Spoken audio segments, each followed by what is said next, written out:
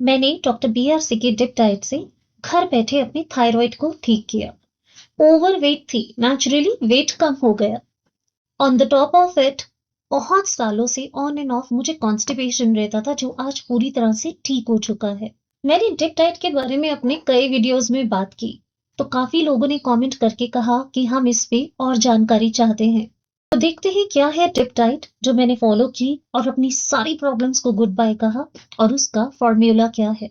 Dip diet का simple सा मतलब है disciplined intelligent persons diet. Simple भाषा में प्राकृतिक आहार को डिप डाइट कहा गया है, यानी प्लांट बेस्ड फूड, जिसमें आते हैं आपके सीजनल सब्जियां, फल, कोकोनट, डेट्स, खजूर, सीड्स, जिसके साथ किसी भी तरह की इंसानी छेड़छाड़ ना की गई हो। अब आते हैं डिप डाइट के फॉर्मूला पर, क्योंकि जब आप इस फॉर्मूला को अप्लाई करते हैं तभी डिप डाइट आपके लिए दवा का काम करती है। आखिर क्या है डिप डाइट का फॉर्मूला? मैं आपके साथ अपना रूटीन शेयर कर रही हूँ, जो मैंने बिल्कुल इस फॉर्मूला के ऊपर रखा। सुबह 12 बजे तक मैं सिर्फ फलों का यानी फ्रूट्स का ब्रेकफास्ट करती हूँ। कितना फ्रूट खाना है वो तय होगा मेरा बॉडी वेट से। सपोज अगर मेरा बॉडी का वेट 60 किलो है तो इंटू 10 इक्वल्स टू ग्राम्स। किसी का 50 किलो है तो into 10 equals two grams. 60 kilo वाला 600 ग्राम फ्रूट खाएगा, 50 किलो वाला 500 ग्राम, कम से कम। तब इसका फायदा होगा। 12 बजे तक आपको जब भी बीच में भूख लगेगी, आप एक्स्ट्रा फ्रूट तो खा सकते हैं, लेकिन किसी भी तरह का पैकेज्ड फूड नहीं खा सकते, चाय कॉफी नहीं लेंगी और डेयरी नहीं लेंगे। अब आते हैं सेकेंड स्टेप पर। 12 बजे लंच टाइम पर मेरे सामने आती हैं 2 प्लेट्स, जिसमें से एक प्लेट में पूरा सैलेड है। जितनी भी सीजनल सब्जियां हैं, खीरा, टमाटर, गाजर, मूली, जो भी सीजन में अवेलेबल है, वो प्लेट नंबर 1 में होगा।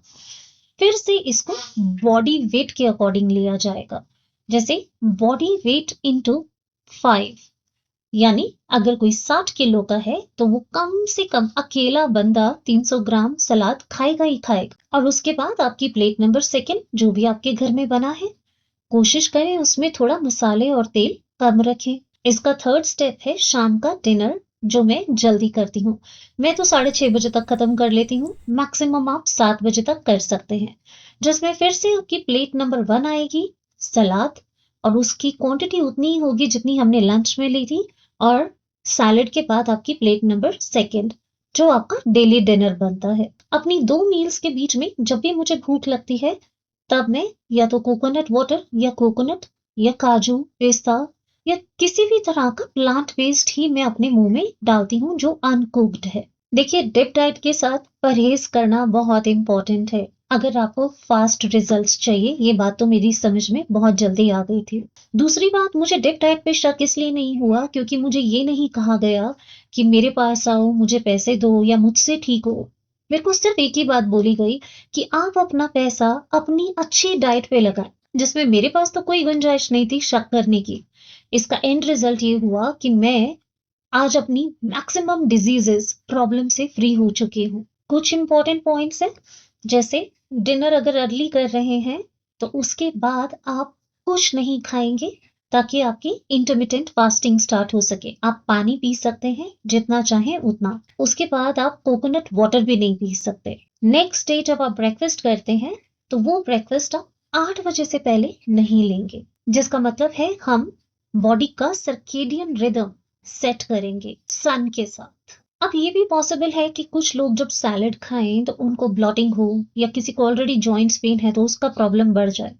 उस केस में उनको सैलेड रॉ की जगह स्टीम दिया जाता है। और याद रखें, जब भी सैलेड खाएं उसके अंदर सीड्स और कोकोनट जरूर डालें। यही है जो बॉडी को ल्यूब्रिकेशन देता है, जिससे सैलेड आपकी बॉडी में बहुत ही आसानी से नीचे भी उतरता है। आपको पता है, जब मैंने अपनी सारी प्रॉब्लम्स को गुड बाय कहा, स्पेशली कॉन्स्टिपेशन को, तब मैंने डिसाइड किया कि मैं CIM का कोर्स करूंगी, जो कि इंटीग्रेटेड मेडिसिन का कोर्स है।